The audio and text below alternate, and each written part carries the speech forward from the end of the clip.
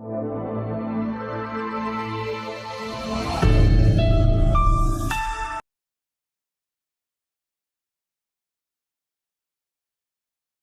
बच्चों, वाणी श्रृंखला की मेरी हिंदी व्याकरण भाग 8 में आपका स्वागत है। आइए हम एक नया पाठ पढ़ना प्रारंभ करेंगे। प्यारे बच्चों, आज हम पाठ नंबर 14 अव्यय इनडिक्लाइनेबल वर्ड्स को सीखेंगे, जिन शब्दों के रूप में काल, लिंग, वचन के बदलने पर कोई परिवर्तन नहीं होता, उन्हें अव्यय कहते हैं। अविकारी शब्द से अभिप्राय है ऐसे शब्द जिनमें कोई विकार या परिवर्तन ना हो। इन शब्दों में लिंग, वचन, काल, पुरुष आदि के कारण किसी भी प्रकार का परिवर्तन नहीं आता।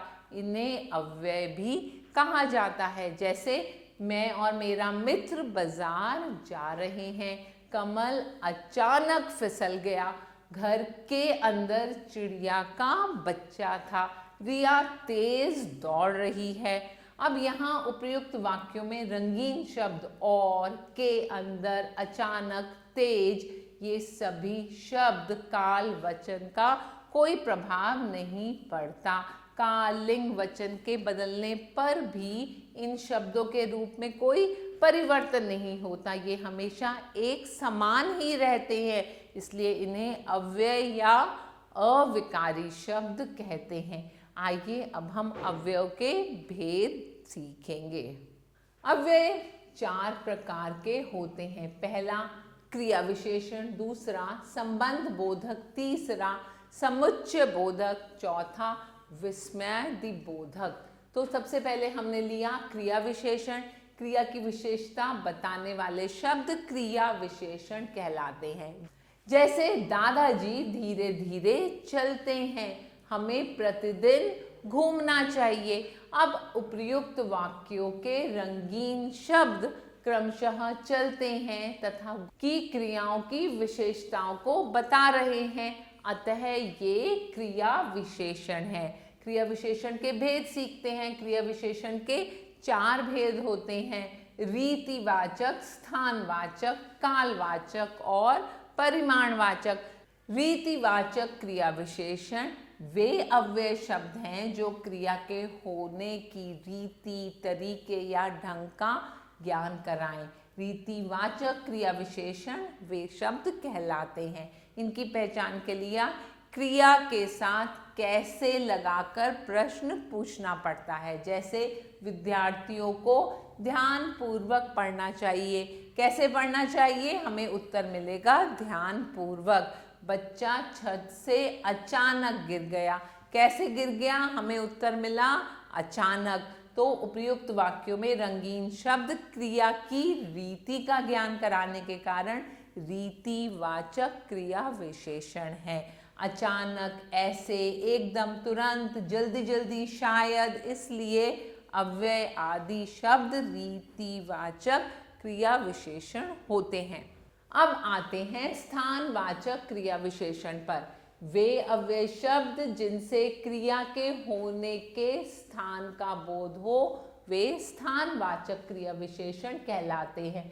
इनकी पहचान के लिए क्रिया के साथ कहाँ लगाकर प्रश्न पूछा जाता है। आइए उदाहरण देखते हैं।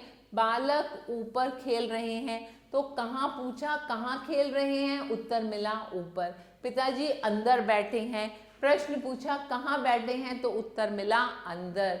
तो उपर्युक्त वाक्यों में रंगीन शब्द क्रिया के स्थान का बोध कराने के कारण स्थानवाचक क्रिया विशेषण है। इधर उधर, पीछे, नीचे, भीतर, इस ओर, सर्वत्र, निकट, आसपास, दाएं बाएं आदि शब्द स्थानवाचक क्रिया विशेषण होते हैं। अब आते हैं हम परिमाणवाचक क्रिया विशेषण पर।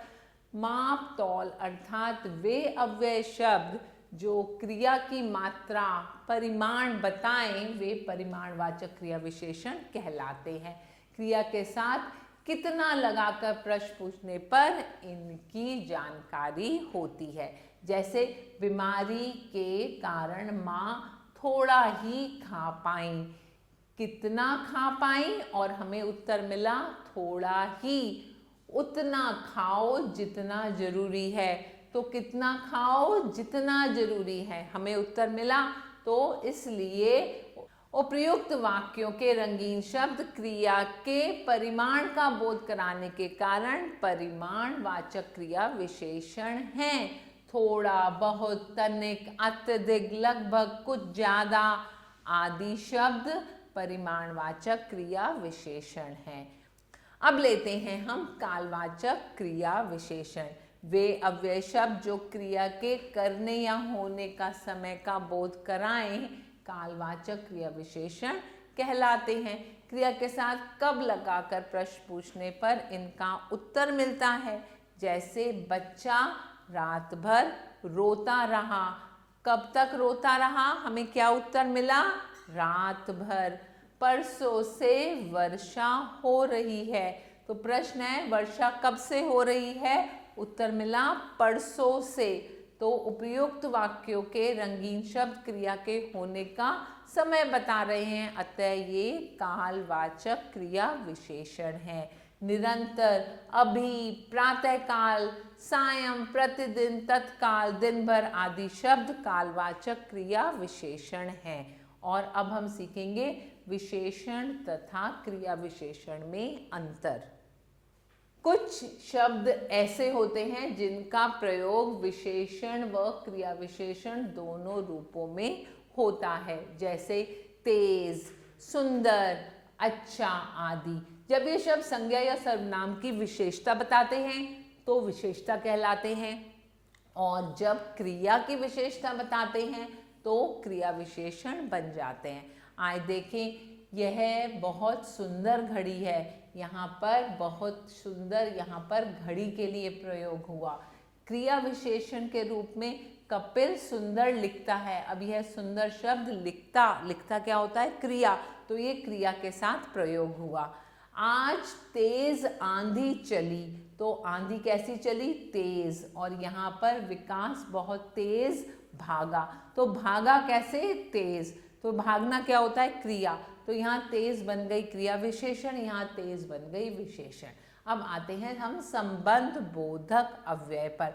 निम्नलिखित वाक्यों को ध्यानपूर्वक पढ़िए। विद्यालय के सामने पार्क है। भय के मारे बच्चा रोने लगा।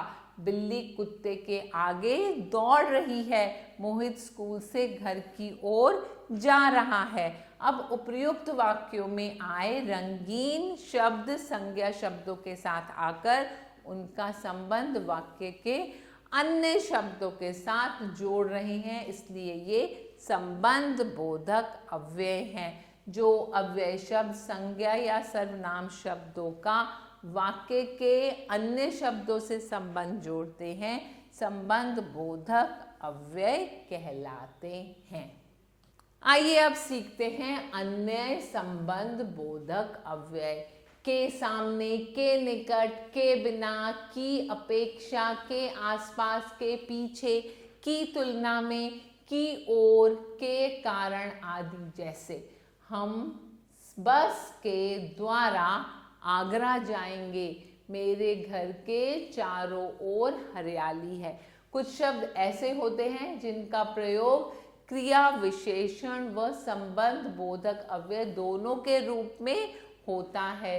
क्रिया की विशेषता बताते समय क्रिया विशेषण संज्ञा व सर्वनाम के आकार संबंध बोधक अव्यय बन जाते हैं। जैसे मैं पहले घर पहुंचूंगा, ये संबंध बोधक है। वह मुझसे पहले पहुंचा, ये क्रिया विशेषण है। अब आइए समुच्चय बोधक पर। तो निम्नलिखित वाक्यों को हम ध्यान से पढ़ेंगे। विपिन और विकास मित्र हैं। मैं आना चाहता था परंतु आ नहीं सका। तुम झूठे हो इसलिए तुम्हें कोई पसंद नहीं करता। अंजलि स्कूल नहीं आई क्योंकि उसे बुखार है। ऊपर के प्रथम दो वाक्यों के रंगीन शब्द और परंतु दो शब्दों को जोड़ रहे हैं। अंतिम दो वाक्यों में आए इसलिए और क्योंकि शब्द दो उपवाक्यों को जोड़ रहे हैं। वे अव्यय शब्द जो दो या दो से अधिक शब्दों या वाक्यों को जोड़ते हैं उन्हें समुच्चय बोधक अव्यय कहते हैं। वे समुच्चय बोधक अव्यय कहलाते हैं। इन्हें योजक भी कहा जाता है। आइए समुच्चय बोधक अव्यय के भेद सीखें। समुच्चय बोधक दो प्रकार के होते हैं, समानाधिकरण समुच्चय बोधक और व्यधिकरण समुच्चय बोधक। समानाधिकरण समुच्चय बोधक कौन से होते हैं? वे अव्यय शब्द जो समान स्तर के दो या दो से अधिक शब्दों अथवा प्रधान उपवाक्यों को जोड़ते हैं, समानाधिकरण समुच्चय बोधक अव्यय कहलाते हैं। उदाहरण देखते हैं। परीक्षक ने प्रश्न पत्र बांटे और सभी विद्यार्थी उत्तर लिखने लगे। मैं अवश्य चलता लेकिन मुझे बुखार है। इनके अतिरिक्त किंतु, परंतु, तथा, लेकिन, अन्यथा, अतः, एवं आदि प्रमुख समानाधिकरण समुच्चय बोधक हैं।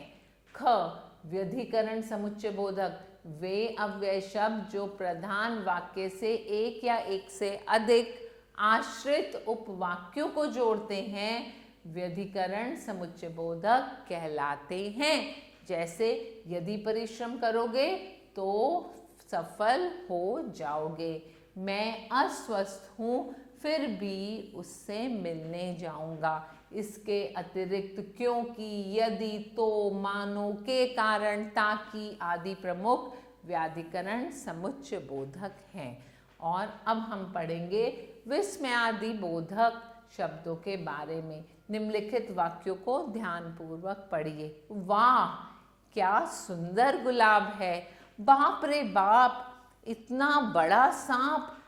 छी छी कितनी गंदगी है यहाँ। सच तुम कक्षा में प्रथम आए हो। उपयुक्त वाक्यों के रंगीन शब्द प्रसन्नता, आश्चर्य, घृणा करने के भाव प्रकट कर रहे हैं, अतः ये विस्मयादि बोधक अव्यय हैं। आश्चर्य, हर्ष, शोक, विस्मय, ग्लानि, लज्जा आदि भावों को प्रकट करने वाले अव्यय शब्द विस्मयादि बोधक अव्यय कहलाते हैं। विस्मयादि बोधक अव्यय जैसे छी छी, अच्छा, क्या, हाय, ओह, आहा, धत, धिक, शाबाश, अवश्य आदि जैसे। हाय मैंने यह क्या कर डाला, खेद का भाव हो रहा है यहाँ पर। शाबाश तुमने प्रतियोगिता जीत ली, यहाँ पर प्रशंसा का भाव आ रहा है। और निपात, निपात क्या होता है? ऐसे अव्यय शब्द जो वाक्य में किसी शब्द या पद के बाद लगकर उसके अर्थ में विशेष प्रकार का बल ला देते हैं, उन्हें निपात कहते हैं। जैसे मुझे गुलाब जामुन ही खाने हैं, मानव तो पैसे लौटाने से रहा, मुझे तो मात्र 100 रुपये चाहिए, विपिन भी हमारे साथ मेरठ जाएगा। तो आशा है आपको पाठ समझ आया होगा। अब हम दोहराएंगे। जिन शब्दों के रूप में का, लिंग, वचन के बदलने पर कोई परिवर्तन नहीं होता उन्हें अव्यय कहते हैं। जो अव्यय शब्द संज्ञा या सर्वनाम शब्दों का वाक्य के अन्य शब्दों से संबंध जोड़ते हैं, संबंध बोधक अव्यय कहलाते हैं। वे अव्यय शब्द जो प्रधान वाक्य से एक या एक से अधिक आश्रित उपवाक्यों को जोड़ते हैं, वे व्यधिकरण समुच्चय बोधक अव्यय कहलाते हैं। ऐसे अव्यय शब्द जो वाक्य में किसी शब्द या पद के बाद लगकर उसके अर्थ में विशेष प्रकार का बल ला देते हैं, उन्हें निपात कहते हैं। तो आशा है आपको पाठ अच्छे से समझ आया होगा। अब आप इसका अभ्यास कार्य स्वयं करेंगे। अब फिर मिलेंगे नए पाठ के साथ, कुछ नया सीखेंगे। तब तक के लिए आभार।